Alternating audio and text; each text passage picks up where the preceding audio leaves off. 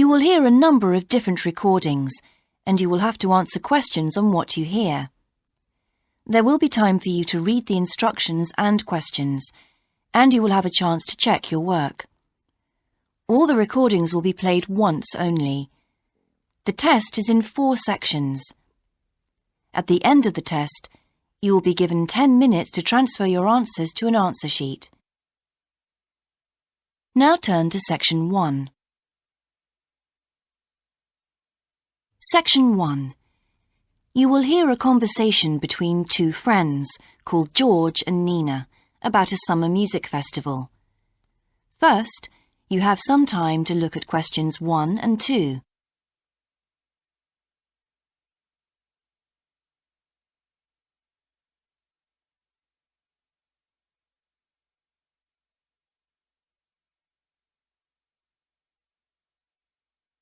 You will see that there is an example that has been done for you. On this occasion only, the conversation relating to this will be played first. Hi, George. Glad you're back. Loads of people have phoned you. Really? I felt just like your secretary. Sorry. I went into the library this afternoon to have a look at a newspaper and I came across something really interesting. What? A book? No, a brochure from a summer festival, mainly Spanish music. Look, I've got it here. George says that he found a brochure from a festival, so B has been circled as the answer. Now we shall begin. You should answer the questions as you listen, because you will not hear the recording a second time. Listen carefully and answer questions 1 and 2. Hi, George. Glad you're back. Loads of people have phoned you. Really? I felt just like your secretary. Sorry. I went into the library this afternoon to have a look at a newspaper and I came across something really interesting. What? A book? No, a brochure from a summer festival, mainly Spanish music. Look, I've got it here. Spanish music? I really love the guitar. Let's have a look. So what's this group, Guittarini? They're really good. They had a video with all the highlights of the festival at a stand in the lobby to the library, so I heard them. They play fantastic instruments, drums and flutes and old kinds of guitars. I've never heard anything like it before. Sounds great. Okay, shall we go then? Spoil ourselves? Yes, let's. The only problem is there aren't any cheap seats. It's all one price. Well, in that case, we could sit right at the front. We'd have a really good view. Yeah, though I think that if you sit at the back, you can actually hear the whole thing better. Yes. Anyway, we can decide when we get there. Before you hear the rest of the conversation, you have some time to look at questions 3 to 10.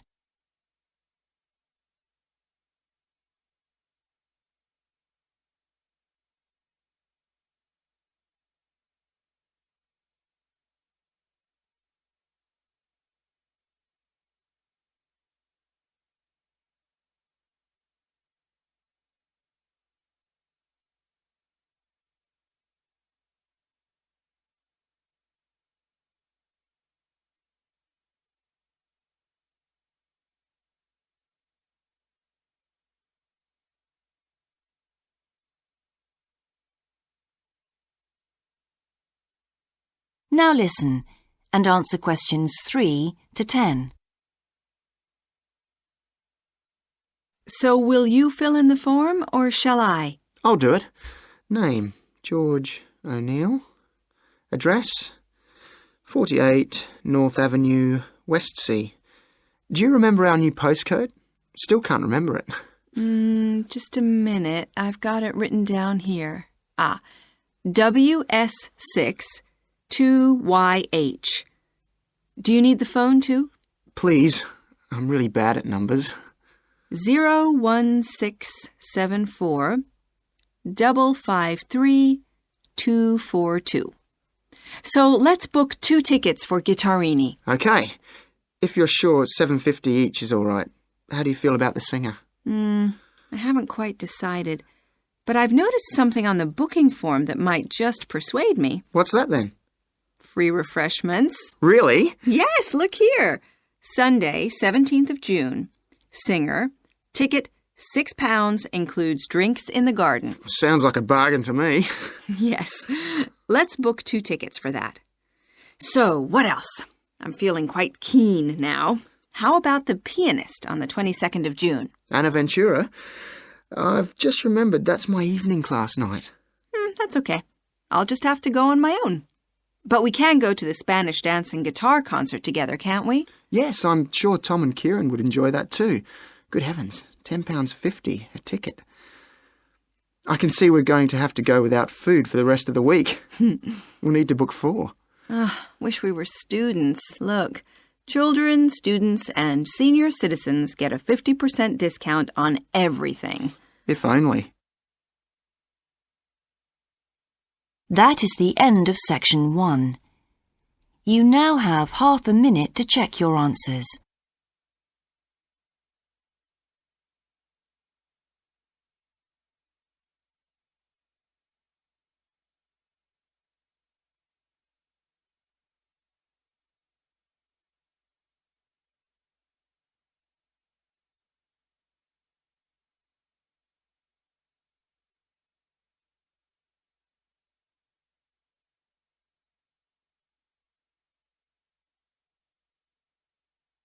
Now turn to Section 2. Section 2. You will hear the education officer of a dinosaur museum giving information to some teachers who are planning a school visit. First, you have some time to look at questions 11 to 15.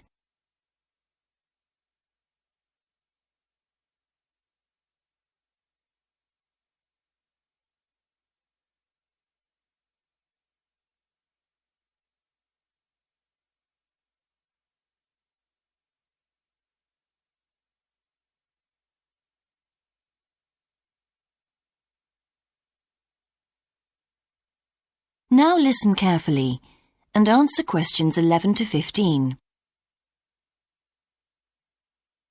Hello, and thank you for asking me to your teachers' meeting to talk about the Dinosaur Museum and to tell you a bit about what you can do with your students there. Well, let me give you some of the basic information first. In regard to opening hours, we're open every day of the week from 9 a.m. to 8 p.m. except on Mondays, when we close at 1:30 p.m. And in fact, the only day in the year when we're closed is on the 25th of December. You can book a guided tour for your school group any time that we're open. If you bring a school group to the museum, when you arrive, we ask you to remain with your group in the car park. One or more of the tour guides will welcome you there and brief you about what the tour will be about. We do this there because our entrance is quite small and we really haven't got much room for briefing groups in the exhibition area. As far as the amount of time you'll need goes, if you bring a school group, you should plan on allowing a minimum of 90 minutes for the visit. This allows 15 minutes to get on and off the coach, 45 minutes for the guided tour, and 30 minutes for after-tour activities. If you're going to have lunch at the museum, you will of course have to allow more time. There are 2 cafes in the museum with seating for 80 people. If you want to eat there, you'll need to reserve some seating, as they can get quite crowded at lunchtime. Then, outside the museum at the back, there are tables, and students can bring their own lunch and eat it there in the open air. Before you hear the rest of the talk, you have some time to look at questions 16 to 20.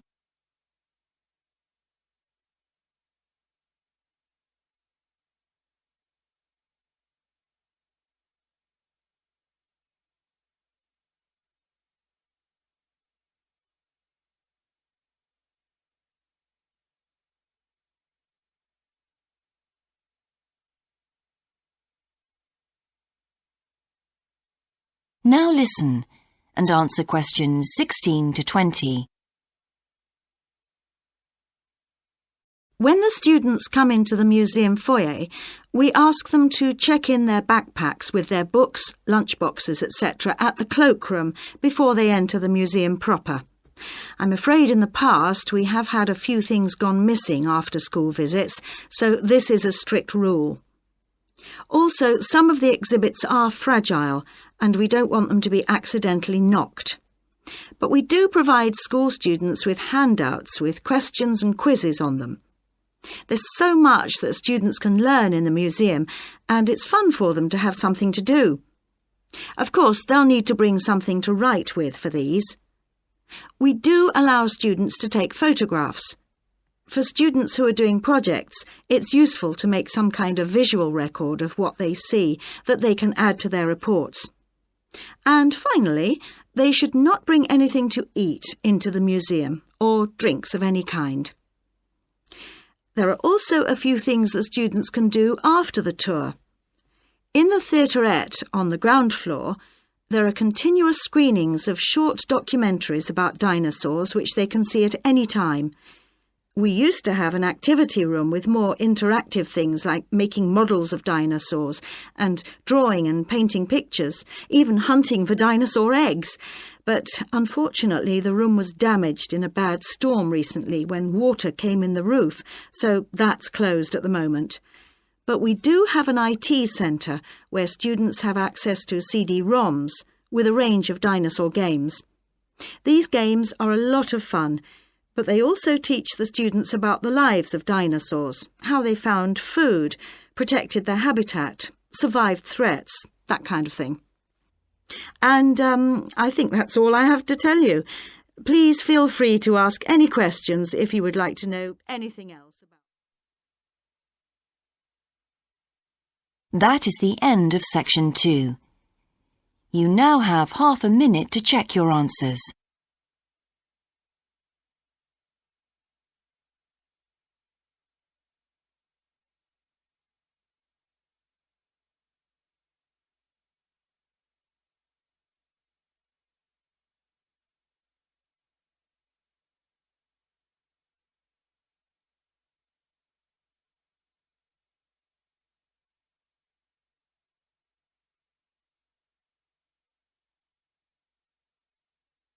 Now turn to Section 3.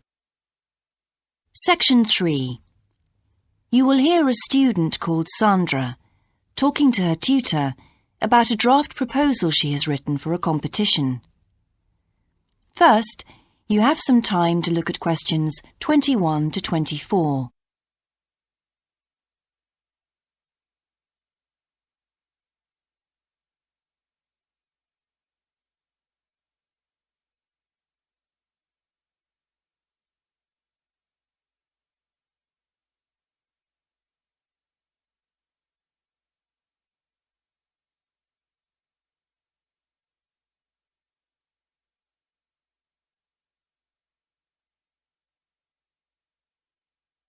Now listen carefully and answer questions 21 to 24. Right, Sandra. You wanted to see me to get some feedback on your group's proposal, the one you're submitting for the Geography Society field trip competition. Uh-huh.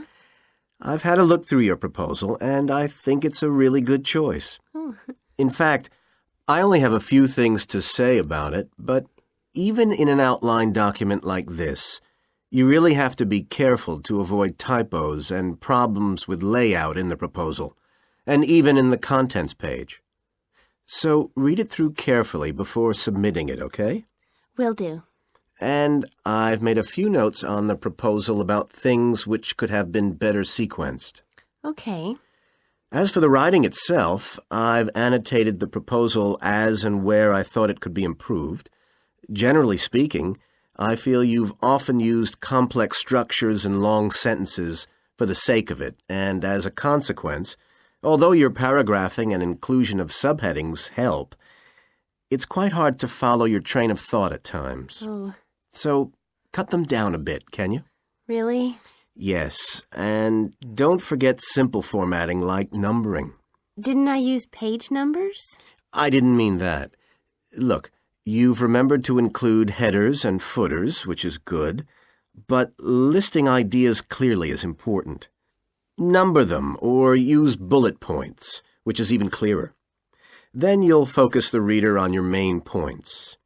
I thought your suggestion to go to the Navajo Tribal Park was a very good idea. No, I've always wanted to go there. My father was a great fan of cowboy films and the Wild West, so I was subjected to seeing all the epics, many of which were shot there. As a consequence, it feels very familiar to me, and it's awesome, both geographically and visually. So it's somewhere I've always wanted to visit. The subsequent research I did and the online photographs made me even keener. Before you hear the rest of the conversation, you have some time to look at questions 25 to 30.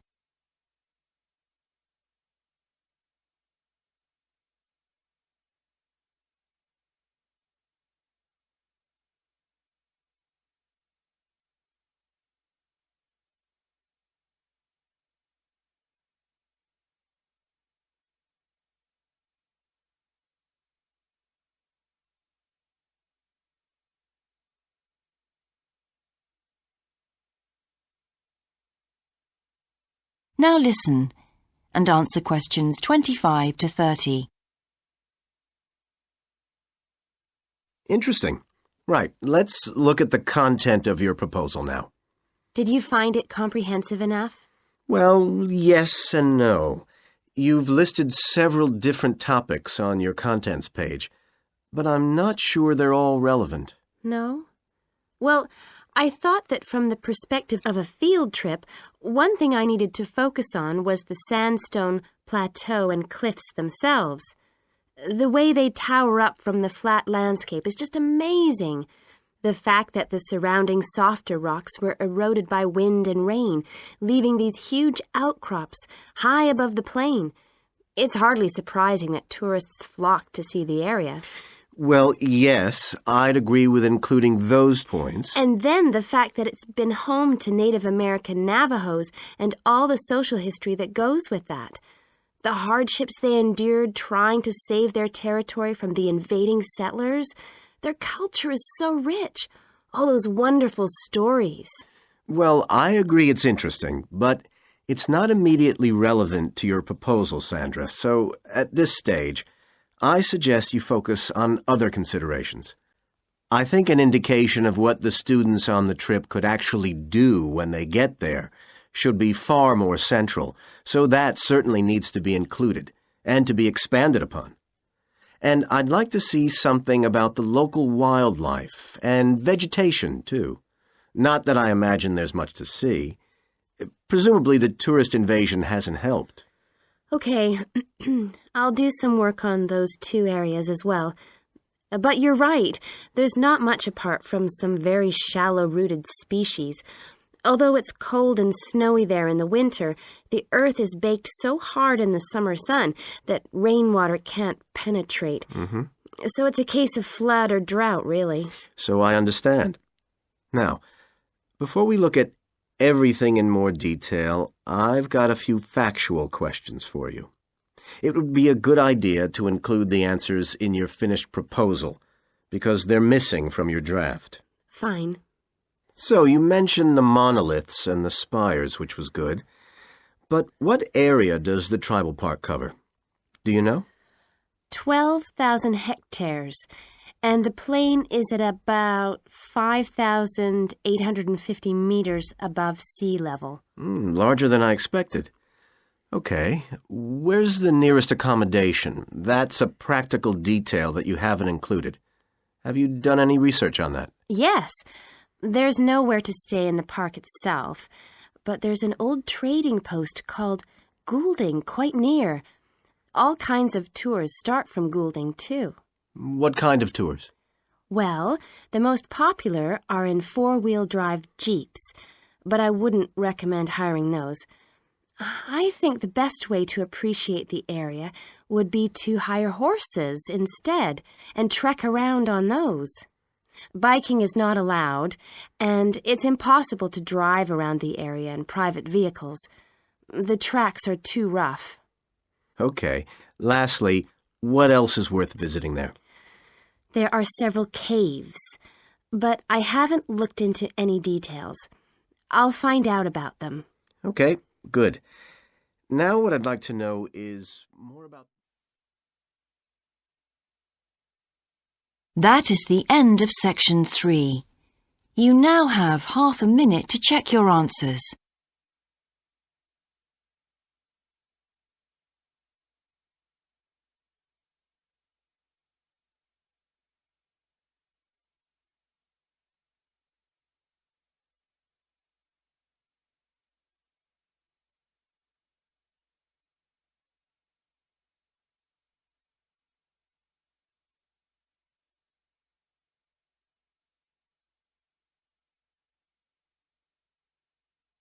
Now turn to section 4. Section 4. You will hear a lecturer's introduction to a geography module. First, you have some time to look at questions 31 to 40.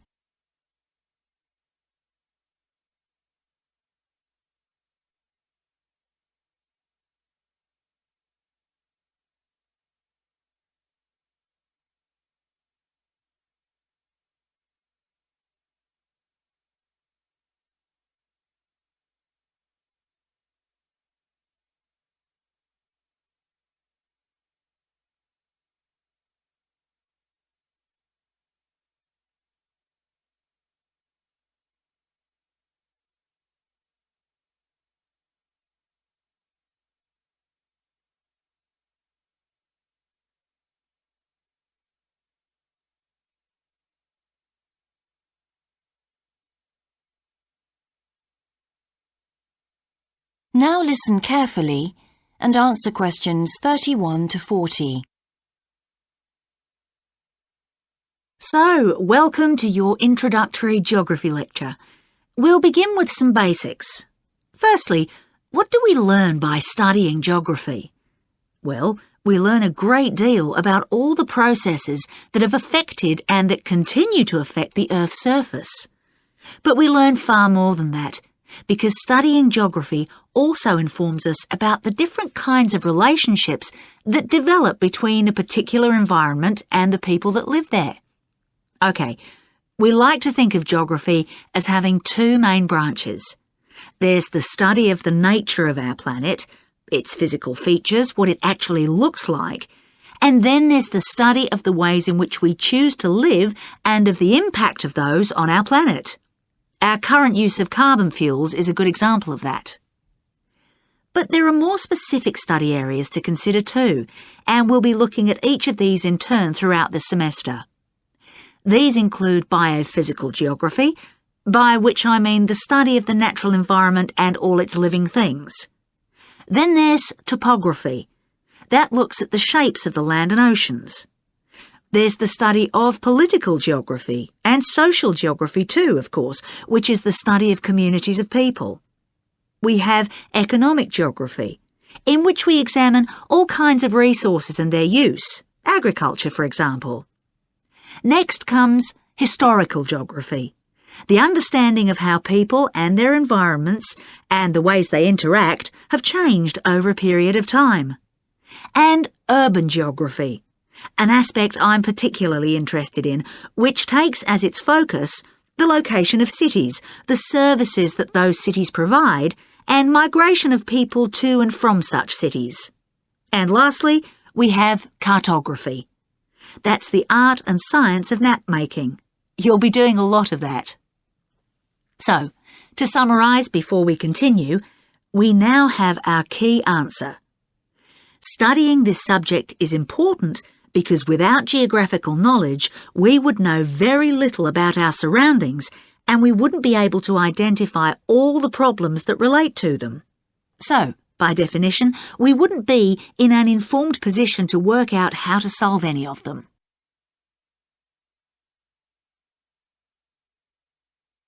Okay, now for some practicalities. What do geographers actually do? Well, we collect data to begin with. You'll be doing a lot of that on your first field trip. How do we do this?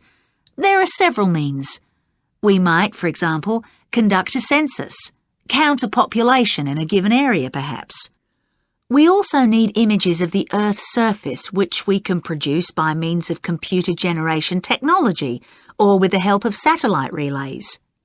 We've come a very long way from the early exploration of the world by sailing ships, when geographers only had pens and paper at their disposal.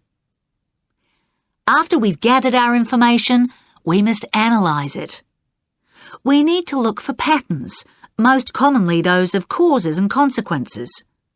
This kind of information helps us to predict and resolve problems that could affect the world we live in. But we don't keep all this information confidential. We then need to publish our findings so that other people can access it and be informed by it. And one way in which this information can be published is in the form of maps. You'll all have used one at some stage of your life already. Let's consider the benefits of maps from a geographer's perspective.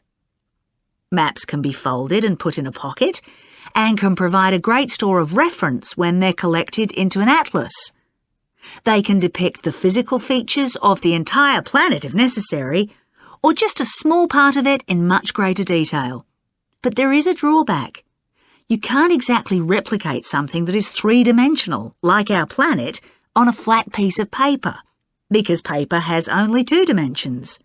And that means there'll always be a certain degree of distortion on a map. It can't be avoided. We can also use aerial photographs, pictures taken by cameras at high altitude above the Earth.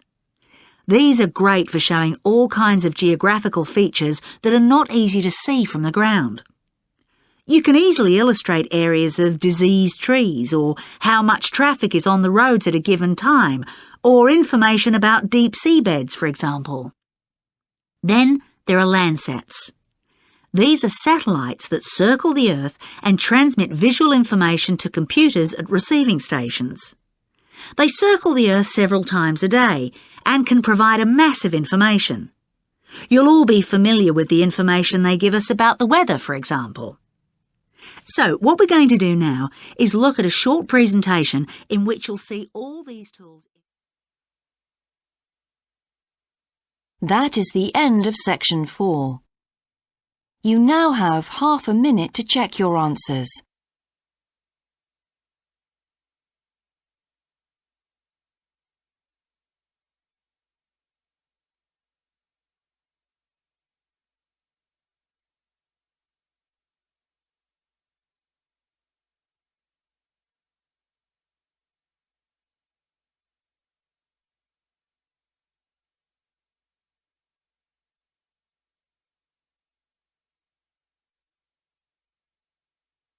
That is the end of the listening test. In the IELTS test, you would now have 10 minutes to transfer your answers to the answer sheet.